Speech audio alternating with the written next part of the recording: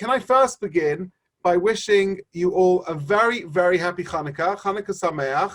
And I'd also like to thank the Crystal and Mizrahi and Benjio family for sponsoring this evening's Shiur in memory of their late husband and father, Henry Mizrahi of blessed memory, Moshe ben Rachamim. His neshama, his soul, should have an aliyah from the Torah learning that we're going to do together in honor of Chanuka. Now, I want to begin with a short idea from this book over here. This sefer over here is called Chemdas Doniel. It was actually written by my Rosh Yeshiva, Harav Doniel Lehrfeld, and he actually gave it to me, and he's inscribed it for me over here, and it's a very, very precious sefer. And in it, he has the most beautiful idea that I think gives a little bit of context, because you think the first night of Chanuka, celebration, fun, you don't think a class might be a suitable way to celebrate Chanuka. But I want to tell you that sitting here and learning Torah together is exactly the way we should be spending Chanuka, and I'll tell you why. He says the following. He quotes a medrash. He says a medrash that says the following. In the times of the Hasmoneans, there was what was known as a Shat Hashmad. There was a gezerah, a decree against the Jewish people.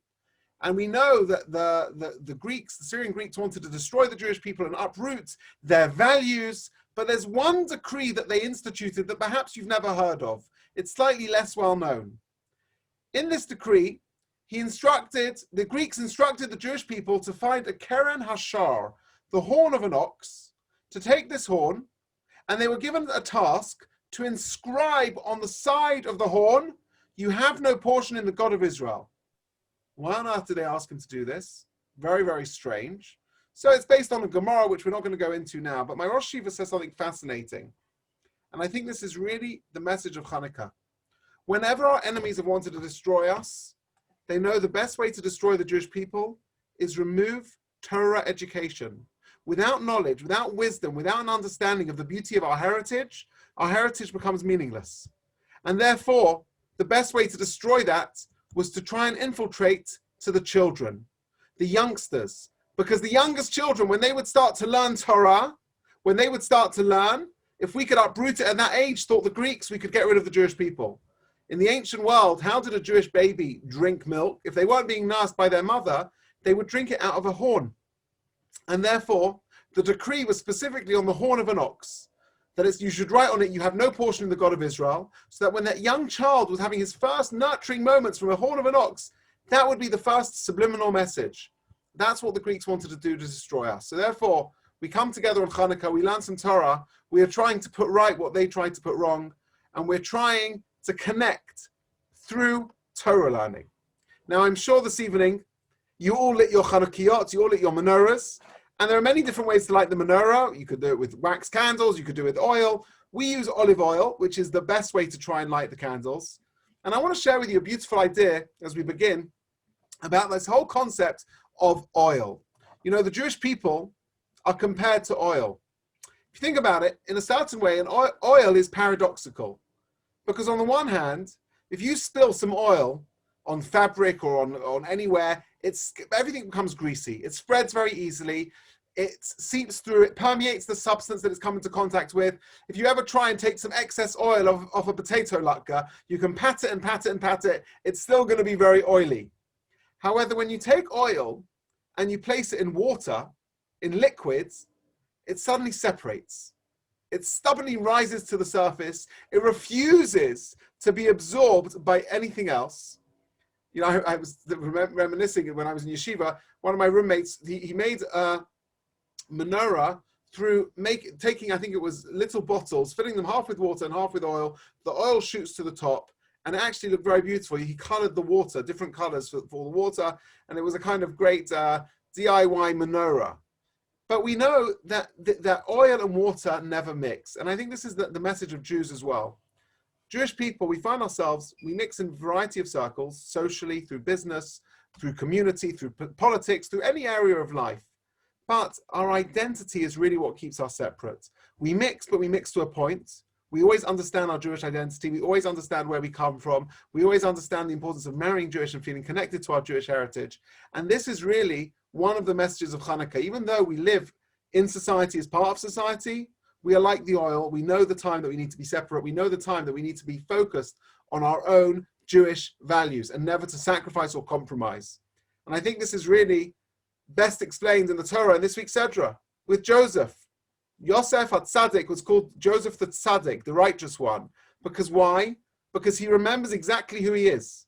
Even at the age of 17 years old, he never drops his moral standards. He remembers the house of Jacob. He remembers where he comes from. And it's that grounding, that separation that gives him the motivation to become the great Joseph that he becomes. At this point, I'm going to just pause, and I'm just going to open up to the floor for any questions or comments on anything I've said so far.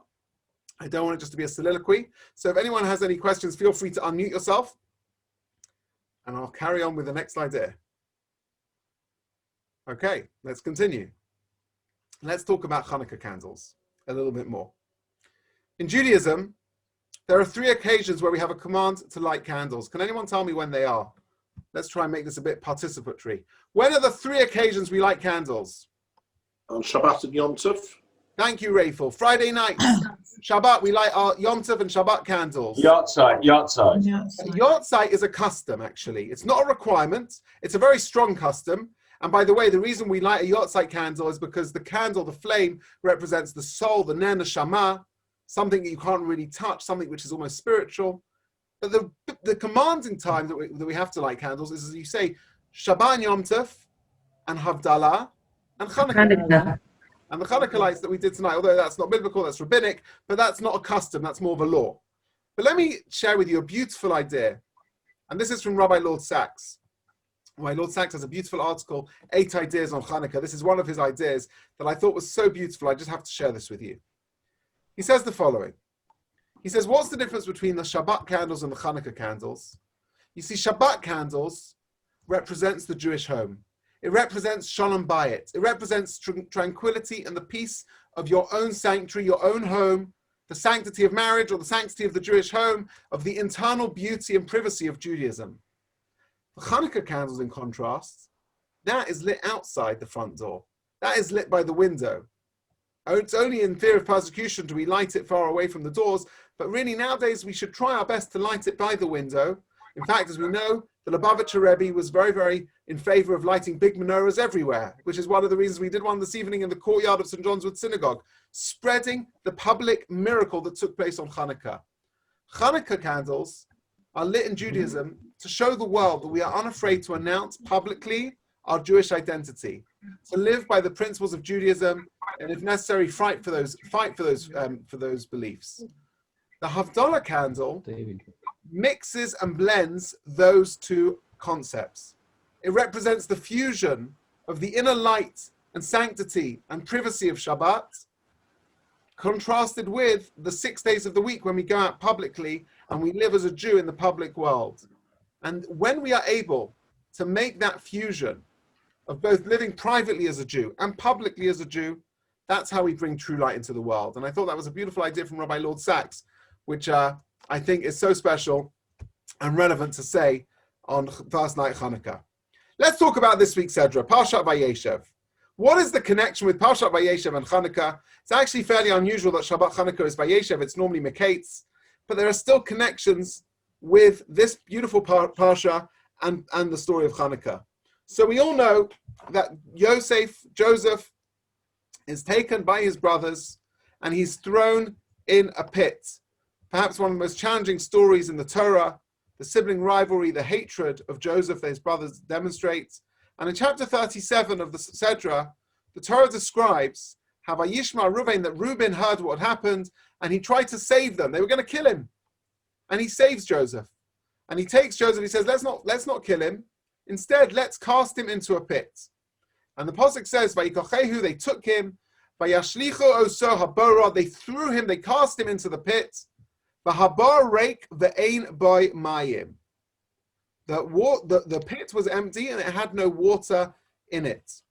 And there's a huge connection with this verse and the story of Chanukah. Does anyone know the maximum height of a menorah? Anything higher than that, and it would not be considered kosher menorah lighting. What's the maximum height? With 20 amot, 20 tefach. 20 amot. 20 amot is correct. Well done, Gary. Thank you very much. 20 amot, which is roughly speaking 30 to 40 feet.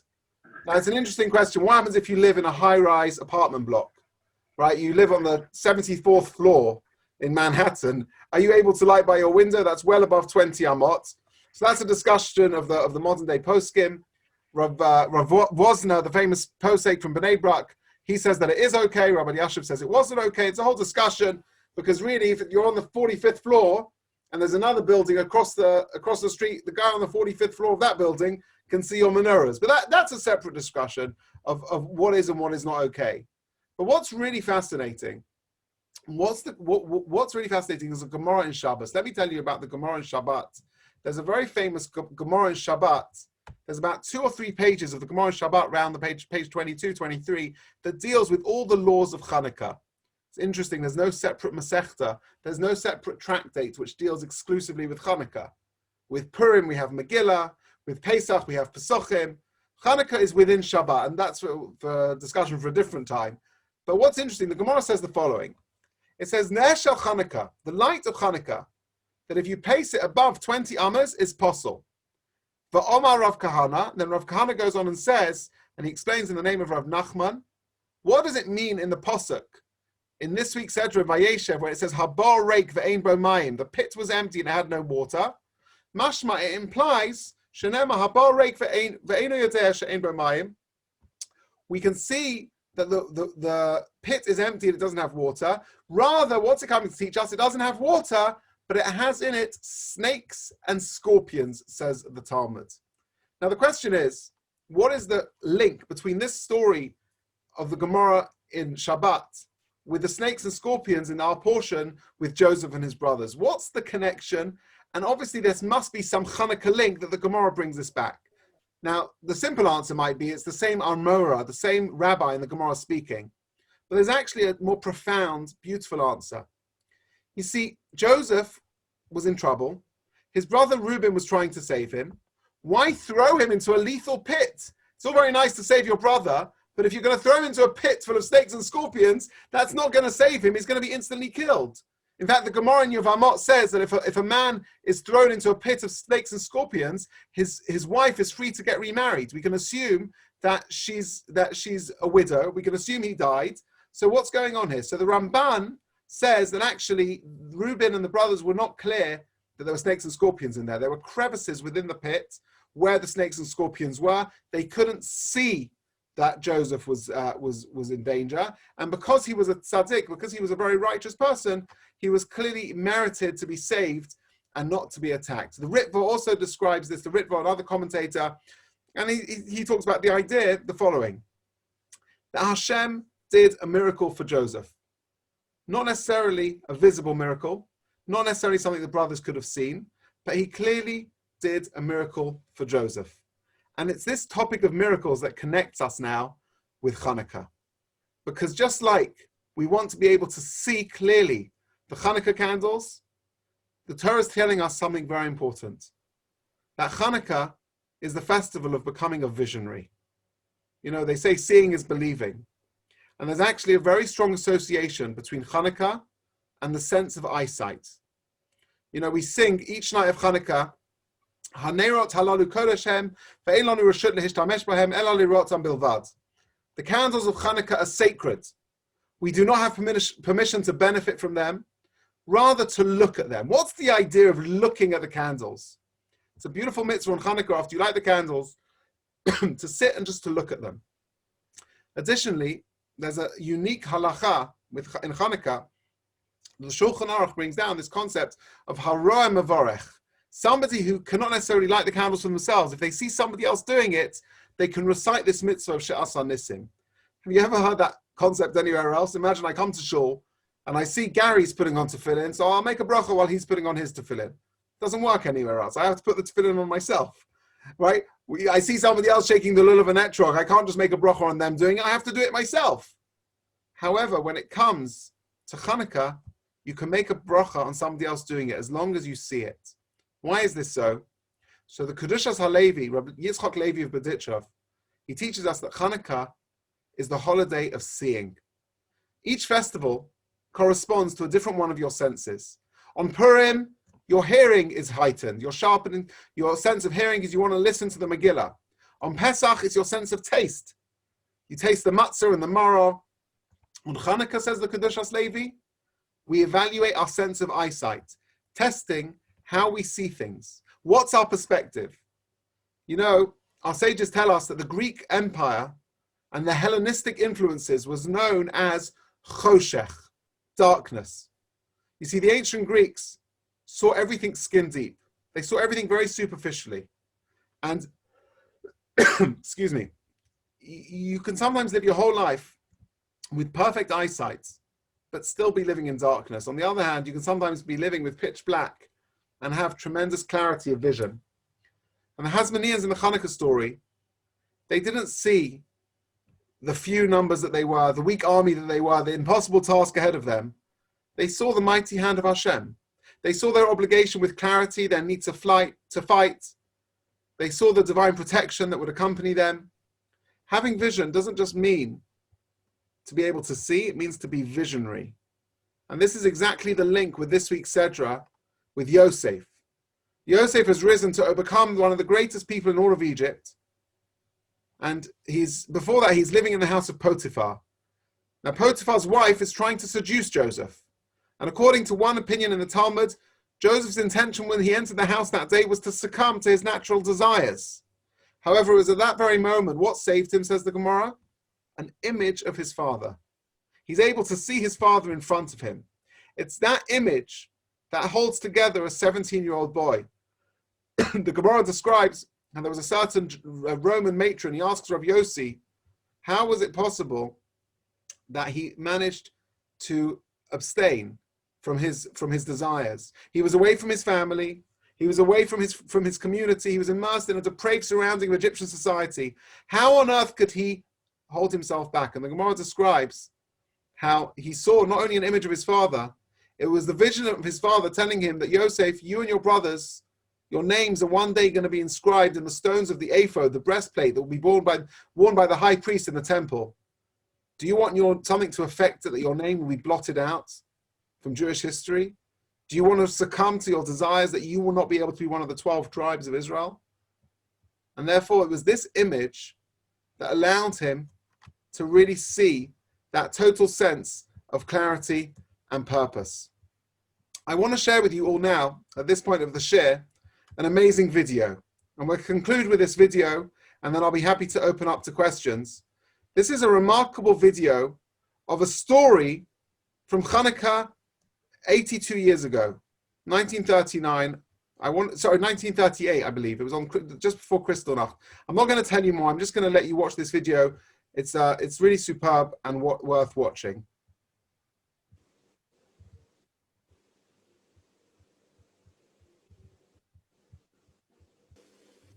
Vayeshev.net. Every Chanukah, I'm reminded once again of this extraordinary and dramatic photo.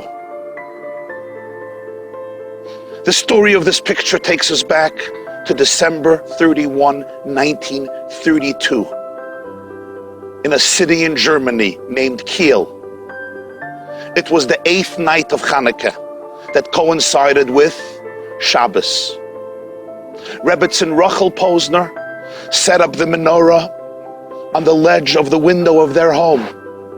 Her husband, the rabbi of the community, Rabbi Akiva Baruch Posner, kindled all of the 8 flames.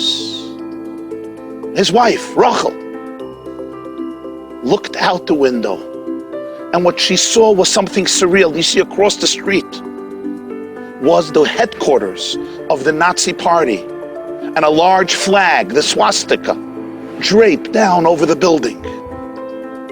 For Rachel Posner, this represented the stark contrast between 2 world orders, and she decided she has to immortalize the moment through a photograph. She snapped a picture, and then she ran to light the Shabbat candles moments before the sun set over the horizon of Kiel, Germany. She developed the film. On the backside of the picture, she wrote these words in German. I will translate them into English. Chanukah 1932. Judah will die, Thus says the flag, Judah will live forever. Thus say the lights. Indeed, just a few days later, Germany went to elections. It was the elections that appointed Adolf Hitler as the Führer of the country on January 30th, 1933. He became the Chancellor of Germany. And over the next 15 years, the flame of Judah came so close to extinction. More than 80 years have passed. And a few days ago,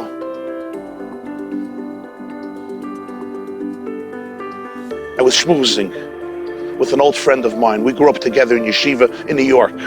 He is today the chief rabbi of Berlin, Rabbi Yehuda Teichtel. And he shared with me that a little while ago, he was invited by the president of Germany. And the president says, Rabbi Teichtel, this year commemorates the 80th anniversary since Kristallnacht, which essentially represented the onset of the Holocaust. How do you think Germany should commemorate this 80th anniversary since Kristallnacht? So Rabbi Teichtel told him, I was sent here to Berlin by my teacher and mentor, the late Lubavitcher Rebbe. He always taught in places and situations where one observes the greatest darkness, it is only a calling for us to introduce into those places and situations the greatest light. Why don't we erect a large Chanuka menorah at the Brandenburg Gate in Berlin? President Steinmeier was enthusiastic in the very spot where Hitler stood and gave his fiery sermons, presentations, and speeches, enticing a nation to violence, genocide, bloodshed, and hate. In the very spot where so many of the parades took place, the motorcades, inspiring hundreds of thousands of Hitler youth to murder, kill, destroy, and decimate. In that very place, the president of Germany, the government of Germany, would erect a menorah representing the freedom of the human spirit, the power of over darkness. It's a long clip, so I will pause it at this point. But I think the message is very, very unequivocally clear. Chanukah, in a certain sense, it's our annual eye test. It's our trip to the spiritual opticians to sit there and look at the flames burning bright and to recalibrate our vision. And although we live in a sometimes a dark world with challenges, the real meaning of being an observant Jew is being able to see the Almighty. And as we celebrate Chanukah 2020, we hope for 2020 vision. It hasn't been quite the year we were anticipating, full of challenges. But really, this is the message of Chanukah. This is the message of Joseph. Joseph was a person who had a lot of struggles, but he overcame. And I think this is really the message of inspiration that I wanted to share with you this evening. Thank you so much for listening. I'm now going to allow you to unmute yourself. If anyone has any questions, please feel free to ask. Yeah. Johnny, I've actually sent the story about that Chanukiah, which is in the film. The family actually left in 1933. They emigrated to Eretz Israel. They got out. Yeah. I don't know if they left. They went to Israel, and the Chanukiah was eventually donated to Yad Vashem. Oh, really? And the picture and the Chanukiah are now kept at Yad Vashem in the museum. But every year on Chanukkah, the Chanukiah is let out to one or other of the descendants for use during the holiday. Wow, really? Is that so? Thank you for sharing that with me. It's a very powerful story. It's a meaningful story. It reminds me of one of my trips with JFS to Poland when we were in Auschwitz on Chanukkah and we lit the menorahs in the barracks of Auschwitz. It was a very powerful experience for the students. Thank you for that contribution. Does anyone have any other comments or questions or? I'd like to talk about Joseph. We all love him and I think he should be a patriarch, but two things. Potiphar's wife, he is tempted, Rabbi Yoni.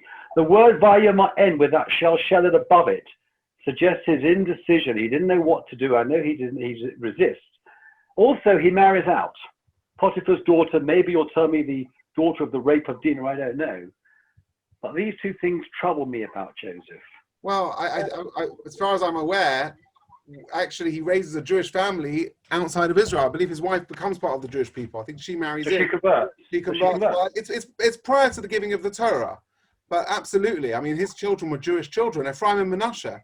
Every Friday night. Every Friday night, sure, yeah. And really, you know, Joseph was remarkable. It was remarkable. He had all this animosity with his brothers, and look at the respect he treats them when they come to Egypt eventually.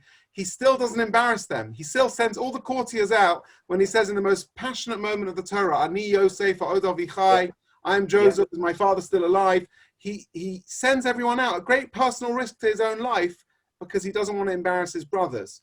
It's an interesting question. Why is he not one of the patriarchs?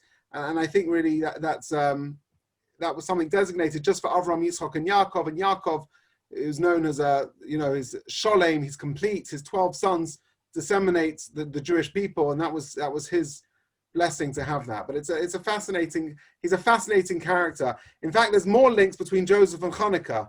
You know, our son Yosef is named after my wife's grandfather, the late Joe Cohen of blessed memory, but we called him Yosef Matisyahu. Because actually the Bnei Yisroel says that there was a tremendous link between the Matisyahu, the hero of Chanuka, and Joseph, two people in the diaspora who brought light to the world, who were able to really disseminate the ideals of Judaism in the darkest of times. And that's why we thought it was a nice middle name to give our son. Very nice. Thank you. Pleasure. Any other questions? Yoni, can I ask one question? Sure. It's really last week's Parsha, to be honest. So Okay. we read that Yaakov, his name changes to Yisrael. Yeah. When we refer to the patriarchs, we say Avraham, which is of course as he was known later in life, right? Instead of Avram, Yitzchak and Yaakov. Why not and Yisrael? In other words, why is he not referred to as Yisrael? So it's a very, very good question. But the name Yisrael represents the people, right? In other words, Yaakov was him, and he always remains Yaakov. But the name Yisrael represents the children of Israel, the Jewish people. That becomes the name of the people of Israel, right? Whereas Yaakov, that personal name, it sticks with him. But he was renamed because I think Yaakov was kind of referred to his struggle, right? And yeah.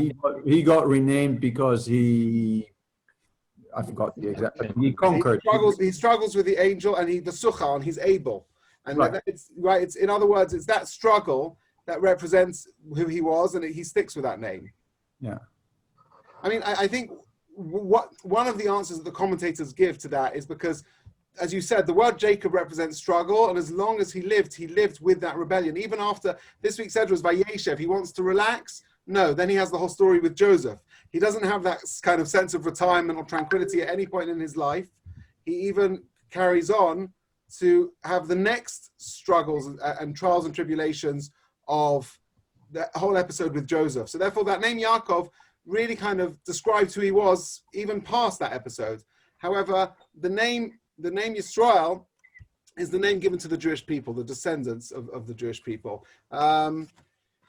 Yeah, and I guess back to Gary's question, the whole thing about Joseph, being tempted the whole time, it shows he was human, but he was yet able to overcome, and I think that's a really important thing to understand. He was able to overcome. Yoni, Samuel Benjo here from Madrid. I have a question for you. I wish you a long life. Hi. Thank you. And by the way, congratulations for the Shiur. I have a question regarding Yosef. Yaakov seems to be convinced that Yosef was going to be the one who will continue to pass the message of his grandfather Abraham, right? So how was he going to mitigate it? Who was going to replace him when he disappeared? Because so they're reunited. Eventually, at the end of his life, right, Yaakov comes down to live the last years of his life in Egypt with Joseph. And in fact, when Joseph sends for Jacob, he sends to him the agolas, the wagons. And the commentators explain the last thing that Jacob and Joseph had been learning together was the whole concept of Egla Arufa. Now the Agolas, that was a hint to Jacob that even though Joseph had been living in Egypt, and even though he'd been facing tons of outside world influences, he'd always stayed true to his faith. And at the end of Jacob's life, he goes down and lives with Joseph, and Joseph is very much continuing the legacy of his father. Thank you. Pleasure. I mean, these portions are just fabulous. I recommend to all of you, just either read Rabbi Lord Sachs on the Sedra, open up a Chumash. There is so much accessible stuff online on these Parshiot. They are really magnificent, and I recommend highly you read them. But I thank you all for joining. I wish the sponsor family a long life, the Neshama should have an Aliyah. I wish everyone a happy Chanukah. And we have 8 great events taking place in St. John's Woods, lighting up NW8. So remember to join us. And we'd love to see all of you for the socially distanced candle lighting or one of the services. And happy Chanukah to everyone. Happy Happy Chanuka. Happy Chanukah to everybody. Thank you. All the best, guys. Thanks for coming. And my bar mitzvah.